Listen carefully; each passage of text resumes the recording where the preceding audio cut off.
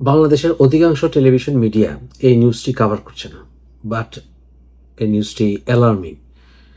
গতকাল আমাদের খাগড়াছড়িতে হাজার হাজার বম গোত্রের মানুষ তারা মিছিল করেছেন, এবং তারা মিছিল করেছেন যাতে করে সেনাবাহিনীকে সরিয়ে নেওয়া হয়।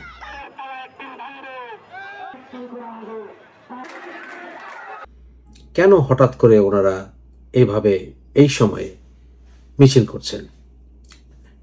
আমি মনে করি এর পেছনে অবশ্যই ভারতের হাত আছে, কারণ বেশ কয়েকটি বিষয় ঘটছে যেটাকে আপনাদেরকে মেলাতে হবে। সবচেয়ে প্রথম আমি 5 মাস আগে চলে যাই। 5 মাস আগে আমি এই কুকিদেরকে নিয়ে, এরা যে একটি স্বাধীনতা মুভমেন্ট করছে স্বায়ত্তশাসনের নামে, এবং আলটিমেটলি এখানে যে ওয়েস্টার্ন কিছু মদত আছে, প্লাস এখানে যে একটি খ্রিশ্চান একটা এনক্লেভ করার চেষ্টা করা হচ্ছে ইস্ট তিমুরের মতো, সেই কথাগুলো আমি বলেছিলাম। কুকি চীন সমস্যাটি আসলে ইগনোর করার মতো নয়। এদের সদস্য সংখ্যা ধরে নেওয়া হয়েছে 400-র মতো। সশস্ত্র সদস্য এই 400 জন হলেও আসলে এদের নেটওয়ার্ক অনেক ব্যাপক। আমি গত 2 বছর আগে এই বিষয়ে একটি ভিডিও করে বাংলাদেশ সরকারকে এই বিষয়ে আরও সজাগ হওয়ার জন্য অনুরোধ করেছিলাম। আমি এই কথা বলার 2 মাস পরেই শেখ হাসিনা একই কথা বলেছিলেন। ইস্ট তিমুরের মতো বাংলাদেশেরও একটা অংশ নিয়ে, তারপরে চিটাগাং, মিয়ানমার, এখানে একটা খ্রিস্টান স্টেট বানাবে, বে অফ বেঙ্গলে একটা ঘাঁটি করবে। কথাগুলো একদম সত্য। এখানে একটি বৃহৎ একটি খ্রিশ্চান রাজ্য সৃষ্টি করার পায়তারা চলছে। এই পুরো ব্যাপারটি বুঝতে হলে আপনাদেরকে একটু ইতিহাসে যেতে হবে। এই কুকি চীন ন্যাশনাল ফ্রন্ট স্থাপিত হয়েছিল 2008 সালে নাথান বম নামে একজনকে দ্বারা। এই নাথান বম ছিলেন ঢাকা বিশ্ববিদ্যালয়ের প্রাক্তন ছাত্র চারুকলা ইনস্টিটিউশনের।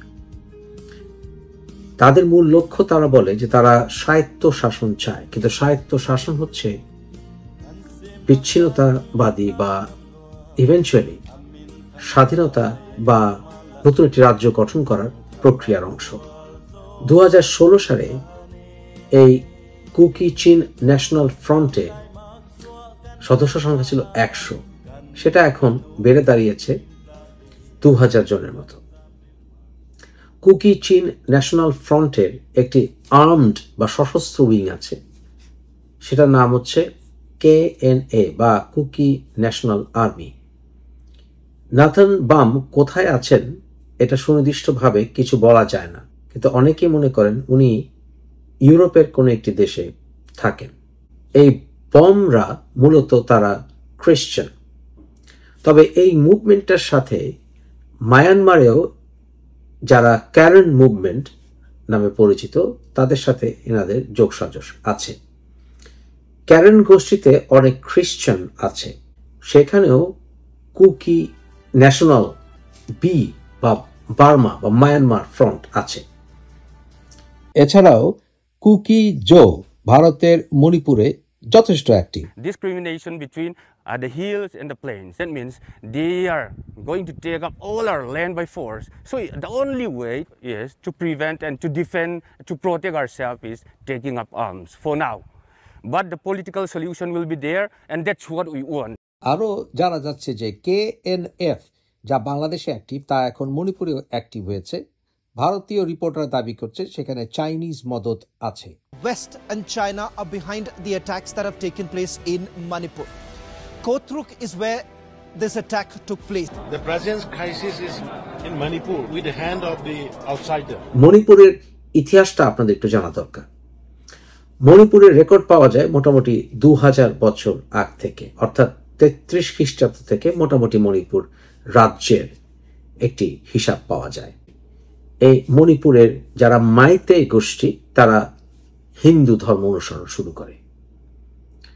এরা মূলত থাকতো উপত্যকাতে, এবং যারা পাহাড়ে থাকতো তারা ছিল নাগা গোষ্ঠী। এই নাগারা আসলে তারা মাইনরিটি হলেও তারা মূলত পাহাড়েই থাকতো, এবং এই মণিপুর রাজ্য মূলত এই মাইতেরাই নিয়ন্ত্রণ করত। 1762 সালে ব্রিটিশদের সাথে এই মাইতেদের একটি চুক্তি হয়, যাতে করে আলটিমেটলি ব্রিটেনের অধীনে চলে আসে এই মণিপুর। সেই সময়েও মায়ানমার বা বার্মার কুকি এবং বিভিন্ন সম্প্রদায়ের থেকে আক্রমণ থেকে রক্ষা করার জন্য ব্রিটিশদের কাছে সাহায্য চায় মাইতে রাজা জয় সিং। তখন ব্রিটিশরা সেই কুকিদের ভেতর থেকে তাদের অনুগতদের নিয়ে এসে এই মণিপুরে রিসেটল করে। তারাও মূলত এই পাহাড়ি অঞ্চলে বসবাস করে। ব্রিটেন উপমহাদেশকে স্বাধীনতা দেয় 1947 সালে। ব্রিটিশরা চলে যাওয়ার সময় যে সকল প্রিন্সলি স্টেটগুলো ছিল, ধীরে ধীরে সেগুলো ভারতের ইউনিয়নে ভারত নিয়ে নেয়। এর ভিতরে হায়দ্রাবাদের কথা আপনারা জানেন, সিকিমের কথা জানেন, মণিপুর তার ভেতরে একটি। 1947 সালে ভারত এটার মূল অংশ করে মণিপুরকে, কিন্তু 1949 সালে এটা ভারতের ইউনিয়নের অংশে পরিণত হয়। কিন্তু কখনোই কুকি, নাগা, মাইতে তারা আসলে বিচ্ছিন্নতাবাদিতা যে আন্দোলন বা স্বাধীনতার যে আন্দোলন সেটা কখনোই তারা থামায়নি। গণ্ডগোল চলমান। এই গণ্ডগোল চরম আকার ধারণ করে 1993 সালে, যখন হাজার হাজার মানুষ হতাহত হয় এবং এই এথনিক কনফ্লিক্ট চরম আকার ধারণ করে। মনে রাখতে হবে যে কুকিরা হচ্ছে মূলত খ্রিস্টান এবং মাইতেরা মূলত হিন্দু। তবে এই কুকিরা এবং নাগারা তারা মূলত পাহাড়ি অঞ্চলে থাকে, তারা শিডিউল কাস্টের অংশ এই কুকি, কিন্তু মাইতেরা কিন্তু ভারতের শিডিউল কাস্টের যে আইন, যেগুলো মাধ্যমে তারা কিছু অ্যাডভান্টেজ পায় কোটা সিস্টেমের মাধ্যমে, সেটা তারা পায় না। তাই মণিপুরে ওরা আলটিমেটলি এই শিডিউল কাস্ট বিভিন্ন অধিকারের সংগ্রাম করতে করতে তারা গত বছরে আপনারা দেখেছেন যে তারা স্বাধীনতা ঘোষণা করে গত বছরের মেতে। অপরদিকে কুকি ন্যাশনাল যারা বা কুকি মুভমেন্টের সাথে যারা জড়িত, তারা কিন্তু ভারতের অংশই থাকতে চায়, কিন্তু তারা সশস্ত্র সংগ্রামে বিশ্বাস করে। কারণ তারা মনে করে তারা যদি সশস্ত্র সংগ্রাম না করে তাহলে মণিপুর যেই মাইতে আছে তারা পুরোটা অঞ্চল দখল করে ফেলবে। মনে রাখতে হবে যে পাহাড়ি অঞ্চল মণিপুরের 90% জায়গা দখল করে আছে, কিন্তু অপরদিকে 10% এই মাইতেরা দখল করে আছে। যদিও মাইতেরা জনসংখ্যার 53% এবং কুকিরা জনসংখ্যার মাত্র 28%। এই কেড়ে তারা চায় না ভারতকে টুকরো করতে, তাই ভারতের ব্যাপারে তারা একটু ফেভারেবল পজিশনে আছে। তবে মায়ানমার থেকে যে সকল কুকিরা আসে, ওই আগের কথা বলেছিলাম প্রথমে, তারা এখনো এই কুকি স্বায়ত্তশাসন শুধু নয়, কুকিদেরকে নিয়ে একটি রাজ্য প্রতিষ্ঠা সংগ্রামে লিপ্ত আছে। চায়নাও তাদেরকে ফেভার করে এবং এই প্রেক্ষিতে 3টি ভাগ হয়ে গেছে মূলত। একটি অংশকে ইন্ডিয়া ফেভার করছে, আরেকটি অংশকে আমি মনে করি সেখানে ওয়েস্টার্ন পাওয়ারের ইনভলভমেন্ট আছে, যেগুলো মূলত ব্যাপটিস্ট চার্চের মাধ্যমে হচ্ছে। এছাড়াও এই ব্যাপারটি চলে আসছে নিউজিল্যান্ড এবং অস্ট্রিয়ান ব্যাপটিস্ট চার্চ এবং এনজিওগুলোদের দ্বারা বহু বছর ধরে। গত কয়েকদিন আগে মায়ানমারের কুকি একজন সিটিজেন বা কুকি নাগরিক, সে এই কুকি বিচ্ছিন্নতাবাদীর সঙ্গে জড়িত, তাকে অ্যারেস্ট করেছে ভারতের সেনাবাহিনী এবং আসামিস বাহিনী মূলত এই মণিপুরে। তা দেখা যাচ্ছে যে মণিপুরের যে কুকিরা আছে তাদেরকেও বিচ্ছিন্নতাবাদিতার দিকে এগোনোর জন্য মায়ানমার থেকে আগত কুকিরা যথেষ্ট অ্যাক্টিভ। আপনারা জানেন যে চাইনিজ ড্রোন এবং অস্ত্র পাওয়া গেছে মণিপুরে, রিসেন্টলি যে ভায়োলেন্স হচ্ছে সেখানে। তাহলে চাইনিজ ইনভলভমেন্ট কোনো সন্দেহ নেই বলে ভারতীয়রা মনে করে। তাহলে এই যে পাওয়ার স্ট্রাগল চলছে, যেখানে ওয়েস্টার্ন পাওয়ার ইনভলভ, আমরা শুনতে পাচ্ছি যে বাংলাদেশে ইউনিস সরকারের পেছনে দায়িত্বহীনভাবে আমেরিকান গভর্নমেন্ট আছে, এতে কোনো সন্দেহ নেই। এবং আমরা ডক্টর ইউনুসের একটি কথায় আমরা শুনেছিলাম যখন উনি প্রথম ক্ষমতা নিলেন, ভারতকে মনে রাখতে হবে যে আমাদের দেশ যদি ডিস্টেবিলাইজ হয়ে যায় তাহলে সেই ভারতের উত্তর পূর্ব অঞ্চলও ডিস্টেবিলাইজ হয়ে যেতে পারে। From an Indian standpoint, since I'm here in New Delhi, could it not have a regional spillover? Very much. That's what I've been talking to every single interview that I gave. If you destabilize Bangladesh, it will spill over all around Bangladesh, including Myanmar and Seven Sisters and West Bengal, everywhere. তাহলে এটাকে রোখার উপায় কি ভারতের? বাংলাদেশকে একটি করদ রাজ্য বানানোর প্রক্রিয়া ছিল যখন শেখ হাসিনা সরকার বাংলাদেশে ছিল। বাংলাদেশ ভেতর দিয়ে ট্রানজিট করিডোর ইত্যাদির মাধ্যমে তারা তাদের উত্তর পূর্ব অঞ্চলগুলোকে নিয়ন্ত্রণ করার ক্ষেত্রে যথেষ্ট সহায়তা পেয়েছিল শেখ হাসিনা সরকারের কাছ থেকে। কিন্তু আমরা দেখেছি বরাবরই যখনই বাংলাদেশের সাথে ভারতের সম্পর্ক খুব অবনতির দিকে এগোয়, তখনই চায়না ওই সেভেন সিস্টার্স অঞ্চলে কোথাও না কোথাও দিক দিয়ে ঢোকে। এবারও ঢুকেছিল, এর আগেও অনেকবার ঢুকেছে ঠিক এরকম পরিস্থিতিগুলোতে।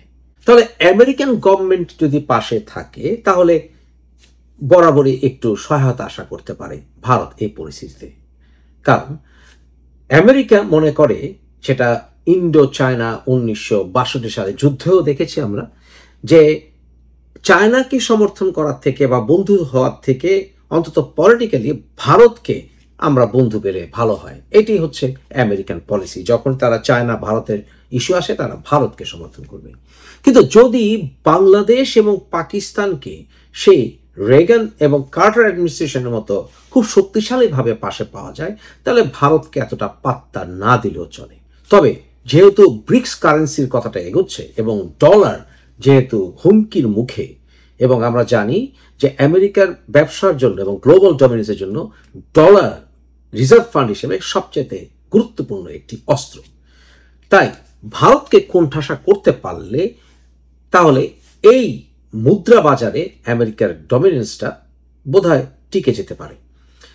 কিন্তু আমরা অ্যাট দ্য সেম টাইম দেখলাম নরেন্দ্র মোদী সরকার বর্তমানে বেশ উইক, কারণ কংগ্রেস এবং বিরোধী দলীয় শক্তিরা পার্লামেন্টে বেশ শক্তিশালী এবং আগামী নির্বাচনে তো বটেই, এমনকি মধ্যবর্তী নির্বাচনে নরেন্দ্র মোদী ক্ষমতা হারাতে পারেন।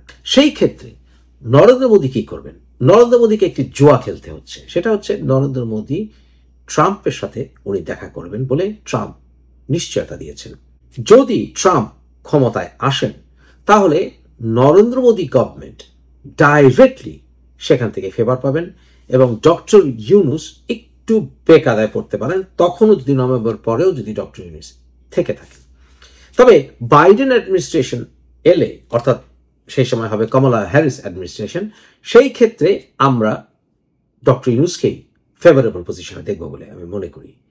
নরেন্দ্র মোদী এই বেটটি খেলেছেন এজন্যই যে উনি যেহেতু যা বললাম, উনি মনে করছেন উনি পরবর্তী নির্বাচনে আসবেন না, সম্ভাবনা আছে, কিন্তু পরবর্তী নির্বাচনে ফেভার পাওয়ার জন্য এবং ভারতের এই ইন্টিগ্রিটি বজায় রাখার জন্য আমেরিকাকে তার পাশে অত্যন্ত দরকার।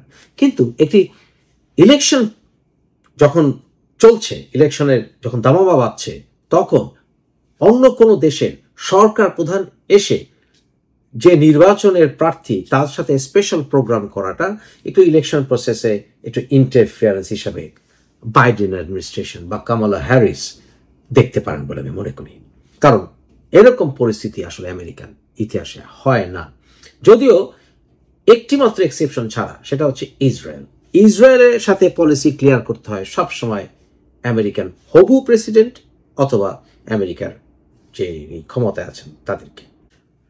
তাই বাংলাদেশে যে বম গোষ্ঠী তারা যে হঠাৎ করে সেনাবাহিনী প্রত্যাহার এবং ইত্যাদি মিছিল বের করেছে, আমি নিশ্চিত ভারত এখানে ভূমিকা রাখছে, যাতে করে বাংলাদেশেও তারা একটি ডিস্টেবিলাইজ সিচুয়েশন করতে পারে এবং দেখাতে চাইছে যে আমাদেরকে ঘাটালে তোমাদেরকেও আমরা ঘাটাবো। আমেরিকা এবং চায়নার সাথে আন্ডারস্ট্যান্ডিং দ্রুত এমন একটা পর্যায়ে যেতে হবে যাতে করে আমরা ওই অঞ্চলটিকে শুধু নয়, বাংলাদেশে চায়নার সাথে এবং আমেরিকার সাথে ইন্টারেস্ট কিভাবে রক্ষা করা যায় এবং কিভাবে ভারতের চাইতে আমরা চায়নাকে এবং আমেরিকাকে অগ্রাধিকার দেবই, সেই ব্যাপারে ডক্টর ইউনুসকে সহায়তা করতে হবে। এবং আমি মনে করি আগামী 3-4 বছরে আমরা কোনো নির্বাচন দেখব বলে আমি মনে করি না।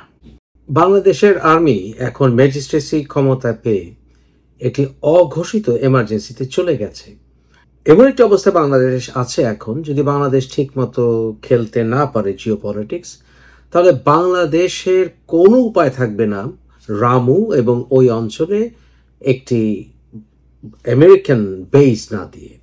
আপনারা জানেন, যদি মায়ানমারের রোহিঙ্গাদেরকে ফেরত পাঠিয়ে দেওয়া যায় তাহলে ওই অঞ্চলটি খালি হয়ে যাবে। আমি আপনাদেরকে বলছি, সেন্ট মার্টিনের কোনো পরিকল্পনা নেই যে ওখানে একটি নেভাল বেস হবে, কারণ সেটা নেভাল বেস হওয়ার জন্য উপযুক্ত নয়।